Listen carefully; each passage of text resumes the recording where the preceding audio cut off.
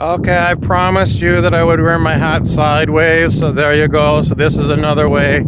That's a third point of view. So you're going to have 3 points of view on my current topic, which is simply bullshit and baffle gab. And that's what this world is all about, bullshit and baffle gab. And at least I admit it to you. That's what I'm all about. And people sometimes take me very seriously, very seriously. And like, oh my God, like either he's crazy or he's got incredible wisdom, he's brilliant. Yes, I'm so smart, you should all listen to me. Well,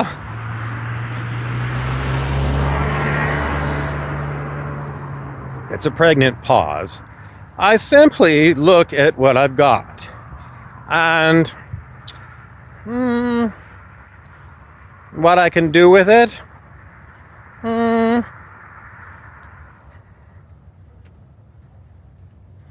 I can make myself happy by talking to a phone, because usually if I talk to humans for too long, their cognitive dissonance, as I've talked before in another lecture, cognitive dissonance is basically when somebody is telling you something new that goes in opposition to something you've already taken and held as a cherished belief, a sacred cow, and your cognitive dissonance is basically coming up into a huge negativity. It's like, well, it makes you not want to listen to anything new. It makes you want to hold on to your cherished sacred cow idea simply because you think you own it and it's like part of you. And if somebody tells you something that's opposite to what you think is yours, well, you take it as a personal affront and, you don't want to listen. Cognitive dissonance. And, for humans, it's one of the most horrible things that could ever happen because it really restricts your growth. It makes you hang on to world wary, be wary of these things because, they don't serve us. They don't serve humanity. And, holding on to things that don't serve basically just perpetuates them from generation to generation. Cycle of abuse, cycle of abuse, cycle of abuse. So you have to really do what I did in another one of my videos. Look in the mirror and say, is my generation any better off than my parents or my grandparents or my great-grandparents' generation? And today I asked my mother, compared to when I was 11 and a half years old and when you were 11 and a half years old, if you were going to go back in time, which time period would you go back to? When I was 11 and a half or when you were 11 and a half? And she immediately said, oh, things were way better when I was 11 and a half compared to when you were 11 and a half. So, and my testimony, I wasn't around for her birth, but she said that she felt things were better in her youth. And I look now and I say, compared to now, things were better in my youth. Simply because we are not progressing. Things are getting more and more difficult. And, we see it more and more that good paying jobs, manufacturing jobs, fewer and fewer, more and more you have to do lower and lower paying jobs. And the prices of things, as I've said many times in my previous lectures, they keep going up and up and up and up, and people just get squeezed. And a lot of people that have made it and have got a comfortable life, on the surface, they're like, I know, but, I just go along to make along, and I've made it. I don't really worry about you. I just want to bury my head in the sand. And that's what they do. And if you're on the bottom of the heap, your life is so horrible that you're doing all kinds of street drugs and booze so you can forget about, the reality everybody wants you to wake up to, which is, you're basically going to have to work like a slave and you're never going to be able to make enough money to live a good life that, middle class or the top class live. But you gotta stop doing your drugging, and you gotta do something.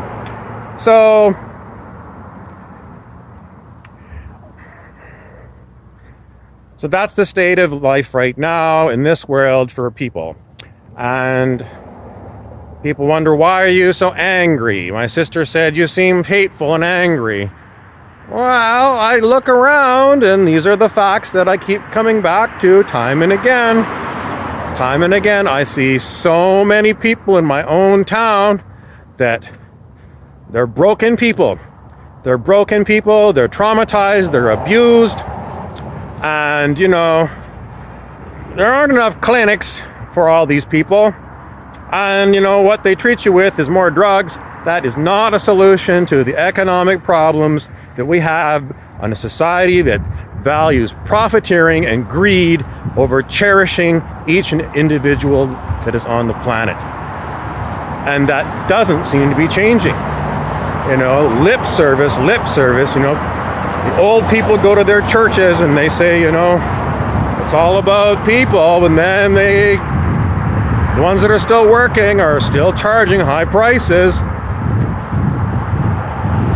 And this is what they pass on generation to generation. In the past they went to churches and we're going to have fellowship on Sundays, and then the rest of the week,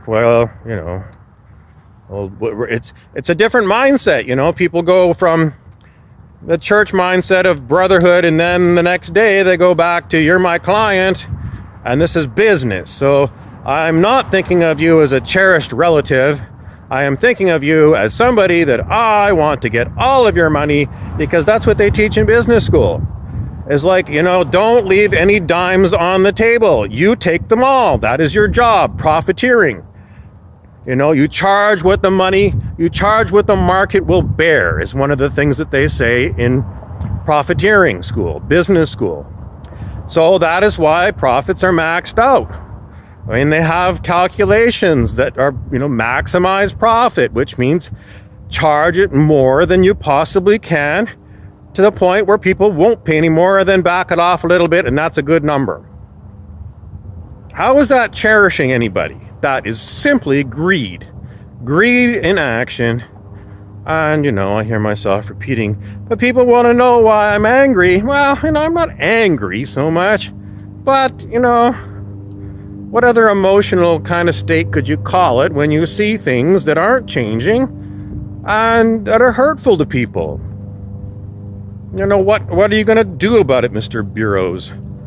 Well, I can talk about it. I use my voice. I'm not a politician with my hands on the levers, and I'm not a corporate captain. And, so what have I got? I've got my voice. And, if you believe me, then I encourage you to use your voice and speak up and say, we've had enough of this. And if enough of us say we want change, then if it doesn't happen, what are we going to do?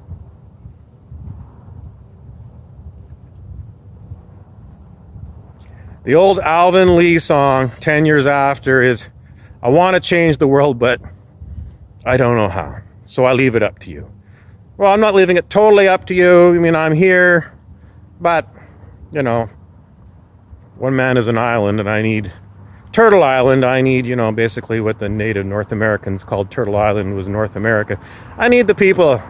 And, if you're watching this, I hope it goes into your database, and at some point maybe you mention it to one of your friends that, maybe Mr. Burrows is right, and, the social problems are not going to be solved by putting everybody to work at a Joe job.